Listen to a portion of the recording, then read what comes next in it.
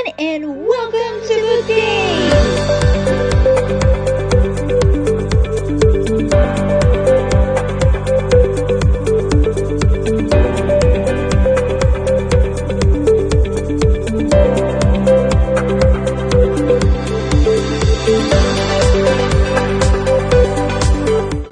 The adventure of the day is inspired by the book Make Way for Ducklings by Robert McCloskey. This book is about two adorable ducks, Mr. and Mrs. Mallard, who are trying to find a place to have their nest. They settle on a little island in the middle of Charles River.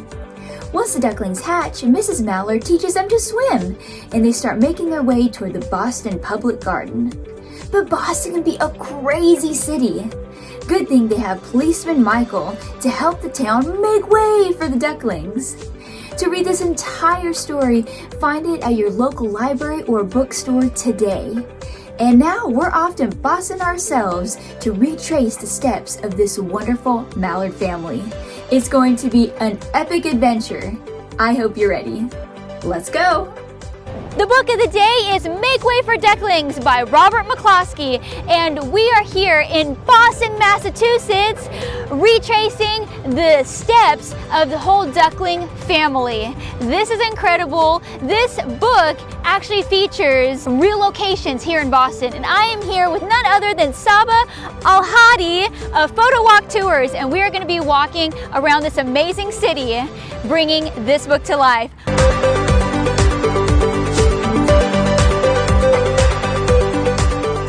We are here at Beacon Hill on Charles Street. This is one of the streets that the ducks flew over on their way to Boston Public Garden. Now, Saba, can you give us a little bit of history and background about this historic street that the ducks flew over? Absolutely. Beacon Hill is the second oldest neighborhood in Boston, and Beacon Hill, believe it or not, was once all pasture land. No way! Yeah, before it became a very exclusive area. And the streets are beautiful. Most of the sidewalks in Beacon Hill are made of brick. Yes. There's gas lamps that are lit 24 hours a day. There's over 1,000 of them in Beacon Hill. Yeah, that's 1,000? That's the only source of public lighting. Yeah. That is crazy. Now, did those the ducks happen to see maybe the lights while they flew over?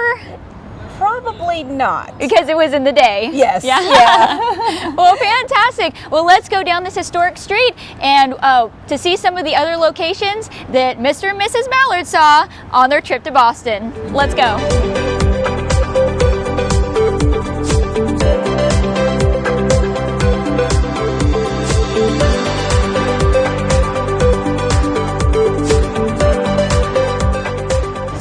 So Saba, how did Charles Street get its name? That's a very good question. Believe it or not, Charles Street was once the shoreline of the Charles River. Oh, yeah. That makes sense. That was before the landfill project filled in most of the pasture land. So, it was the shoreline right up until 1837.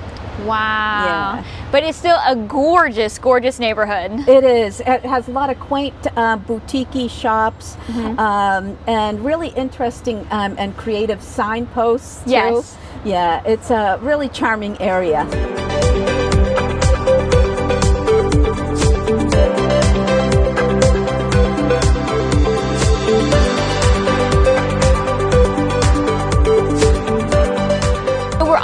Now to Lewisburg Square, one of the squares that Mr. and Mrs. Mallard, they try to find a place for their nest. But on our way, we come upon something really interesting. What do you think this is? Saba, can you tell us a little bit about this interesting piece right here? Sure. I don't think Mr. and Mrs. Mallard passed by these, but these are boot scrapers because back in the day, the roads were unpaved. So people would scrape the bottom of their shoes and walk in to the door with clean shoes. Yeah. That is so cool that it's like a built-in shoe cleaner. It is. Yeah, I think we need these in modern life, not just in the historic. Awesome.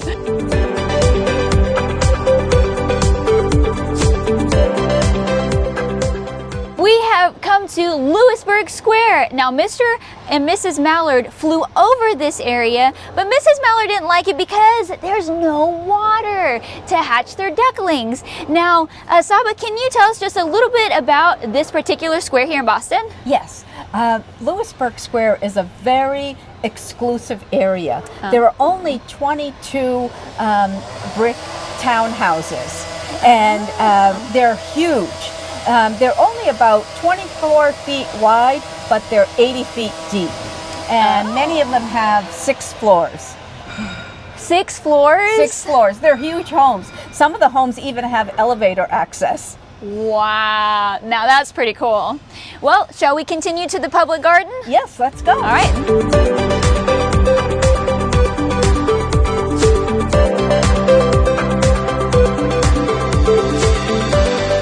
So we have come now from Lewisburg Square, and we are here at Mount Vernon Street. Now this street is a street that Mrs. Mallard and her 7 ducklings come down this street on their way to the Boston Public Garden. Now Saba, can you talk a little bit about this specific street that we're on now? Yeah, Mount Vernon Street was named after one of the 3 hills that made up Boston's skyline back in 1630. Mount Vernon was one of the hills, Beacon Hill was one of the hills, and also Pemberton Hill was one of the hills. So that's how Mount Vernon Street got its name. It got its name because it was named after one of the hills that made up Boston's original skyline. Wow, that is so cool. And now we get to walk it just like Mrs. Mallard and her ducklings. So let's go. Okay.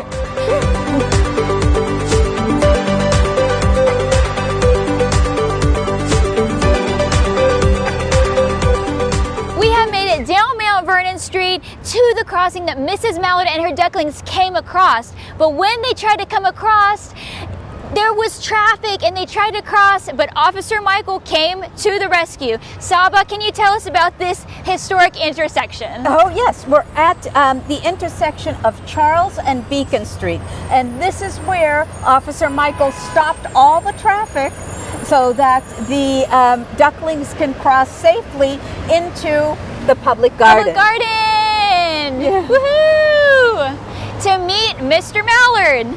We're so excited. We're gonna go ahead and go on over and see the beautiful, amazing Boston Public Garden that they went to.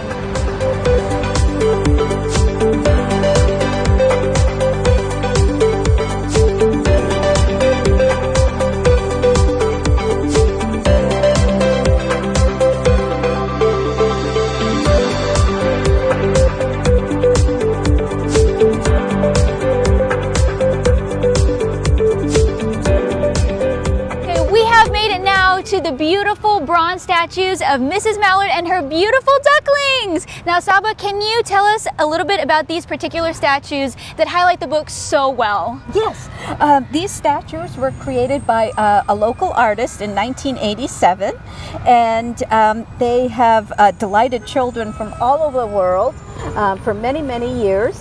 And in this scene from the book, Mrs. Mallard is leading her ducklings to their home, the island on the lagoon. Yay! I can't wait to see the island. This is so precious, and it just goes to show how iconic Make Way for Ducklings by Robert McCloskey is. So let's take a look and head to their beautiful home right down the road.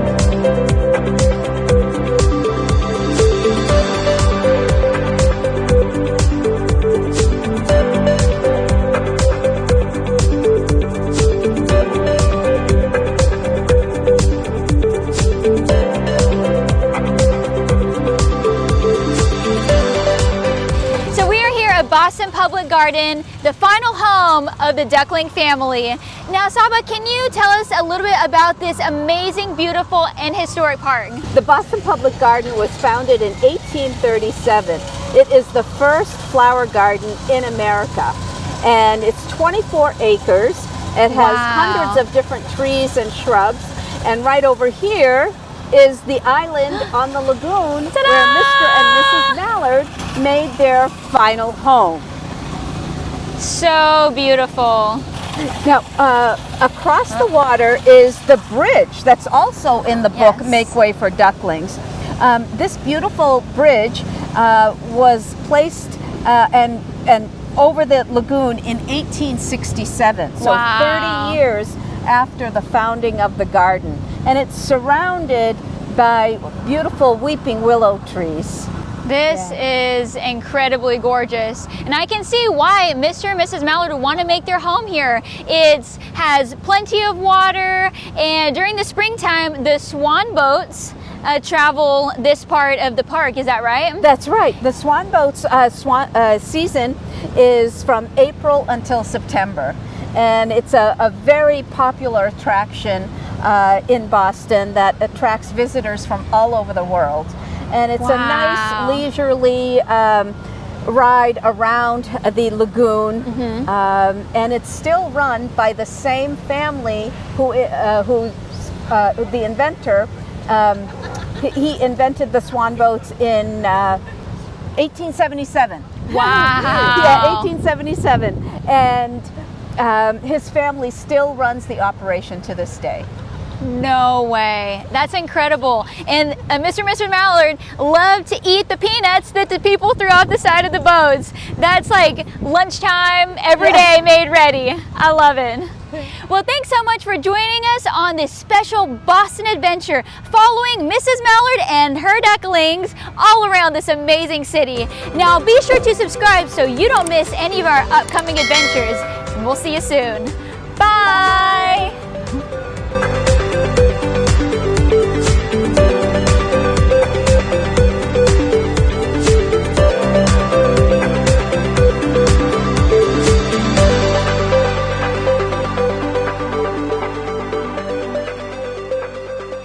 Want more book days? Well, the adventure has only begun. Check out these episodes and be sure to subscribe so you don't miss any of our upcoming adventures.